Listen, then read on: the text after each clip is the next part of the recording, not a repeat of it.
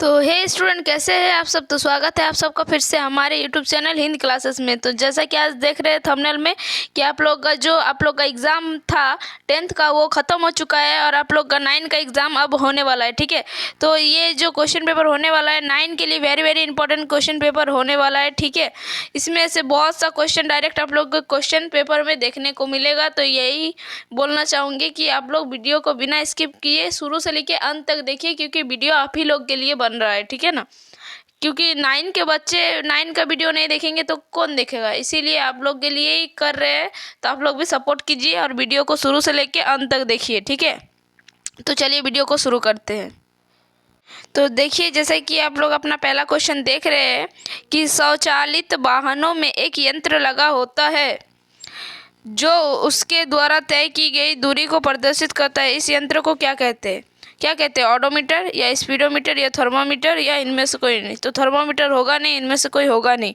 अब इन दोनों में ही आपको डिसाइड करना है कि क्या होता है। जो तय की गई दूरी को जो यंत्र मापता है ना, उसको हम लोग ऑडोमीटर कहते हैं। क्या कहते हैं उसको हम लोग? ऑडोमीटर। तो ऑप्शन नंबर आपका कौन सा हो जाएगा? Option number A is correct, odometer. ठीक है, नेक्स्ट क्वेश्चन क्या बोल रहा है? सरल रेखीय गति का उदाहरण है। सरल रेखीय गति का उदाहरण क्या है? सरल लोलक की गति नहीं होगा। सूर्य के चारों ओर पृथ्वी की गति नहीं होगा।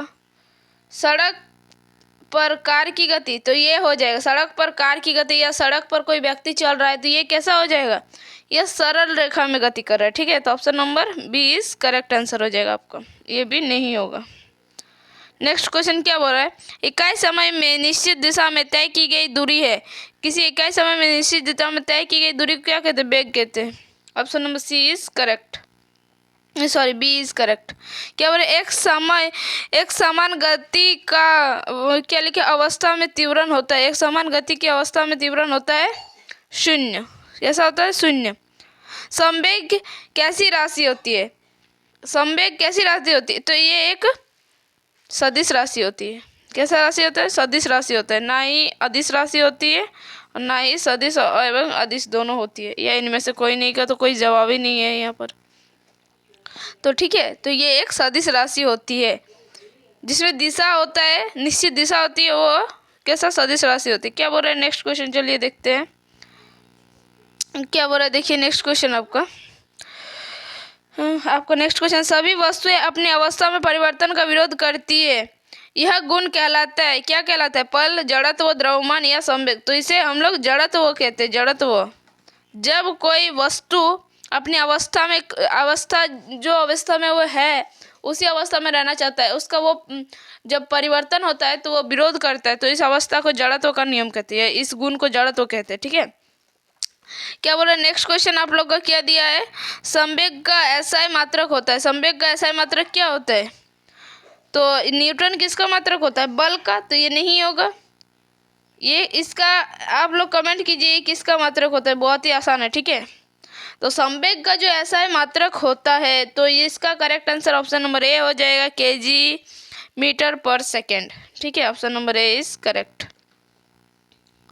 क्या बोल रहा है? यदि दो वस्तुएं ए और बी का द्रव्यमान क्रमशः 6 केजी और कितना है 34 केजी है, तो हम लोग क्या जानते हैं? जिसका वजन ज़्यादा होता है उसका जड़त्व भी ज़्यादा होगा। ठीक है, तो क्या लिखे? बी का जड़त्व ज़्यादा है ए से। ठीक है, ए का जड़त्व बी से अधिक है, ये नहीं होगा। ये दोनों का जड़त्व बराबर होगा, तो ये दोनों भी नहीं होगा। ए तथा बी का जड़त्व शून्य है, तो ये भी नहीं होगा। क्या बोल रहा है? बी का जो जड़त्व, ये इसका जो जड़त्व है वो ज़्यादा है किससे? ए से। तो option of B is correct. Next question क्या बोल रहा है? न्यूटन का कौन सा गति नियम ही गति का वास्तविक नियम है? मतलब क्या बोल रहे हैं? न्यूटन का कौन सा गति नियम ही गति का वास्तविक नियम है? तो न्यूटन का जो द्वितीय नियम है, द्वितीय गति का नियम जो है उसे वास्तविक गति का नियम भी कहा जाता है। नेक्स्ट क्वेश्चन क्या बोल रहा है? पृथ्वी का गुरुत्वीय त्वरण जी का मात्रक है। जी का मात्रक क्या होता है ये पूछ रहा है हमसे। ठीक है, तो जी का मात्रक क्या होता है? Metre per second square. Option number B is correct. Next question क्या बोल रहा है? सार्वत्रिक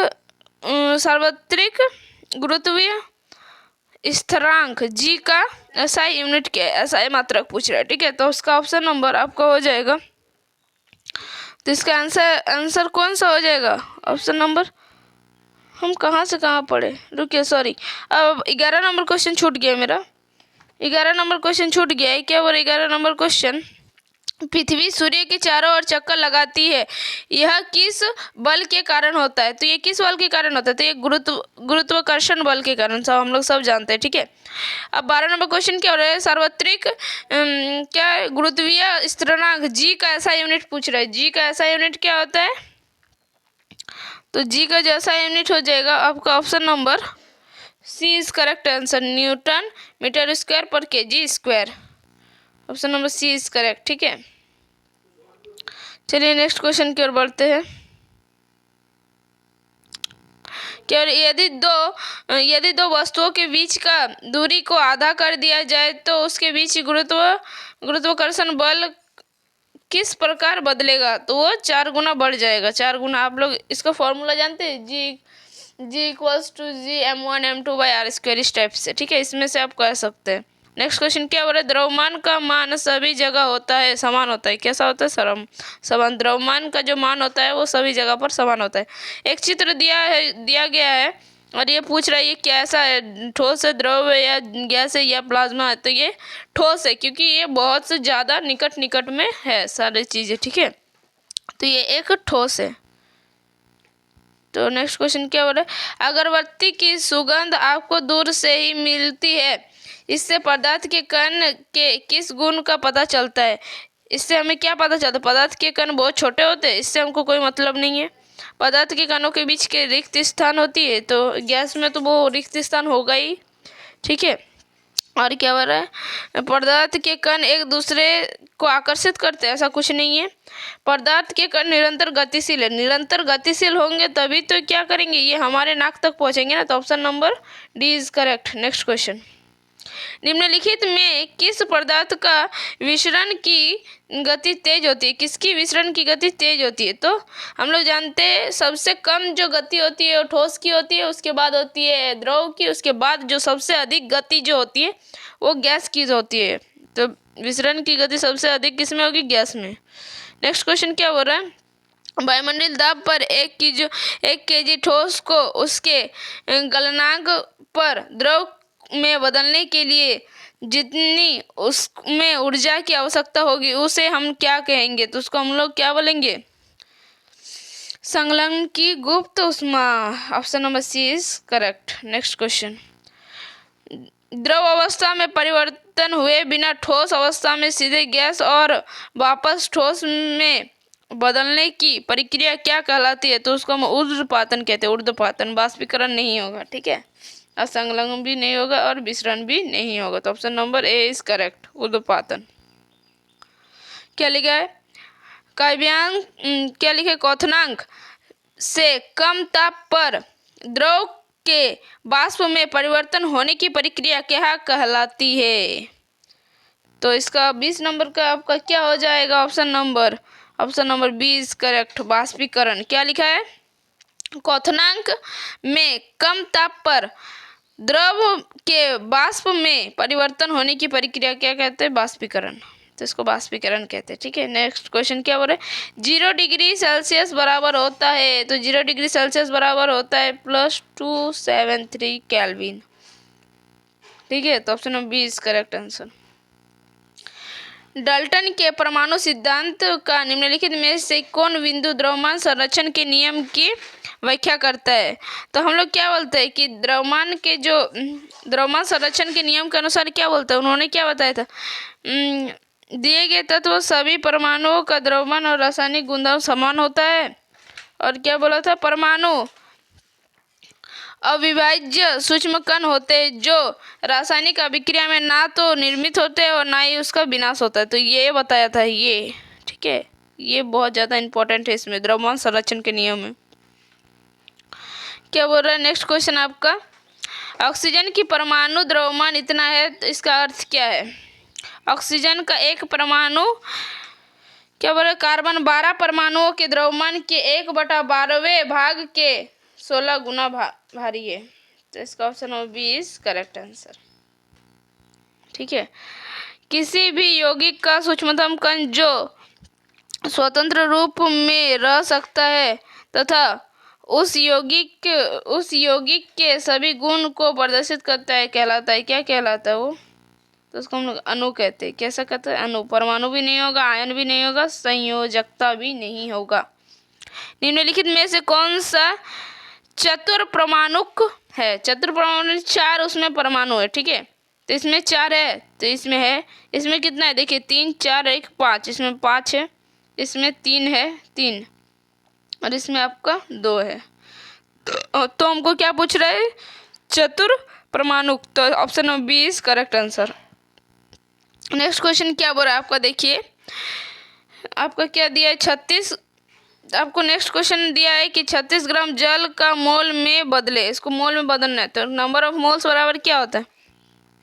नंबर ऑफ मोल्स बराबर आपका होता है given mass by molar mass. Number of moles निकालना है ना, तो हमको गिवन मास कितना दिया है? 36 ग्राम, और मोलर मास कितना होता है जल का? 18। तो 8 क्या? 8 दूनी 36, 18 1 18, 18 दूनी 36, तो 2 मोल हो गया। क्या हो गया? 2 मोल। तो करेक्ट आंसर हो जाएगा 2 मोल। तो option number A is correct. 5 mole nitrogen gas का द्रव्यमान क्या होगा? तो ये पूछ रहा है 5 मोल है। अब इसमें ये दे दिया है और ये दे दिया है, हमको क्या पूछ रहा है? ये द्रव्यमान पूछ रहा है। तो इसको कैसा करेंगे? 5 गुना नाइट्रोजन को हम क्या लिख सकते हैं? N2 होता है ना, तो एक नाइट्रोजन का द्रव्यमान होता है, एक नाइट्रोजन का द्रव्यमान होता है आपका 14। तो दोनों मिलाकर कितना हो? 14 14 14 ने 28। अब इसको इंटू करेंगे तो कितना हो जाएगा आपका? 140 U। तो इसका option number B is correct. ठीक है, नेक्स्ट क्वेश्चन की ओर बढ़ते हैं। कोशिका का बिजली घर क्या है? कोशिका का ऊर्जा घर, बिजली घर क्या है? Mitochondria. Option number B is correct answer. निम्नलिखित में से किस कोशिका अंग का अपना डीएनए तथा राइबोसोम होता है? तो माइटोकॉन्ड्रिया एक ऐसा कोशिका अंग है जिसमें अपना डीएनए राइबोसोम होता है। ठीक है, क्या बोले? किसे कोशिका अंग की आत्महत्या की थैली कहते हैं? आत्महत्या की थैली किसे कहते हैं? लाइसोसोम को आत्महत्या की थैली कहते हैं। क्या बोल रहा है? प्रोकैरियोटिक कोशिका का उदाहरण है। बैक्टीरिया जो है एक प्रोकैरियोटिक कोशिका का उदाहरण है। नेक्स्ट क्वेश्चन क्या बोला है? झिल्ली जीवात जनन की प्रक्रिया कहाँ होती है? तो अंतद्रवी जालिका में होती है। क्या है? झिल्ली जीवात जनक की प्रक्रिया। ठीक है, क्या बोल रहा है? अर्धसूत्री विभाजन में संतति कोशिका का संख्या क्या होती है? अर्धसूत्री विभाजन में क्या होता है? जब एक क्रोमोसोम रहेगा तो वो 2 क्रोमोसोम में कन्वर्ट हो जाता है। ठीक है, तो ये 2 हो जाएगा। क्या हो जाएगा? 2। एक क्या बोल रहा है? देखिए नेक्स्ट क्वेश्चन आपका, एक जीव में गुणसूत्रों की संख्या 18 है, तो उस जीव में अंडों में गुणसूत्रों की संख्या क्या होगा? अंडों में गुणसूत्रों का संख्या पूछ रहा है, तो इस कितना हो जाएगा? तो इसका ऑप्शन नंबर हो जाएगा 9। कैसा जो 9? क्या बोल रहा है? पौधे में जल तथा खनिज लवण का परिवहन कौन करता है? पौधे में जल तथा खनिज लवण का, जल जहाँ पर रहेगा जाइलम हो जाएगा। ठीक है, जल खनिज लवण का जाइलम, और जो भोजन का जो परिवहन है ये कौन करता है? फ्लोएम। ठीक है, ये वाला याद रखिए, ये आता है। और रक्त एक क्या है? रक्त एक तरल संयोजी उत्तक है। रक्त एक क्या उत्तक है? तरल संयोजी। तो संयोजी उत्तक है। तो option number A is correct. क्या लिखा है? अस्थि तथा मांसपेशियों को जोड़ने वाली रचना है, उसको क्या कहते हैं? जो किसको जोड़ता है? हड्डी को और मांसपेशी को जोड़ता है, तो उसको हम लोग क्या कहते हैं? टेंडन कहते हैं। क्या कहते हैं? Tendon. Option number B is correct. Parenchyma जिसमें क्लोरोफिल हो कहलाती है, उसको हम लोग क्या कहते हैं? जो पैरेन्काइमा जिसमें क्लोरोफिल हो उसको हम लोग क्या कहते हैं? क्लोरेन्काइमा। क्या कहते हैं? क्लोरेन्काइमा। किस उत्तक के विभाजन में पौधे की लंबाई बढ़ती है? किसकी विभाजन के कारण पौधे की लंबाई बढ़ती है? तो विभज्योत्तक उत्तक है ना, उसके कारण विभज्य उत्तक के कारण हमारे विभज्योत्तक के कारण उत्तक के कारण हमारे पौधे की लंबाई बढ़ती है। ठीक है, नेक्स्ट क्वेश्चन, और आज का आपका लास्ट क्वेश्चन क्या हो रहा है, मुख गुहा के आंतरिक सतह किस ऊतक के बनी होती है? तो इसका आंसर मुझे जहाँ तक लगता है इसका ऑप्शन नंबर ए होने वाला है। और अगर आप लोग को इसका आंसर कुछ और लगता है तो आप लोग कमेंट कीजिए। तो बस, और आज के लिए इतना ही, फिर मिलते हैं नेक्स्ट वीडियो में। तब तक के लिए बाय बाय, टेक केयर, जय हिंद, वंदे मातरम।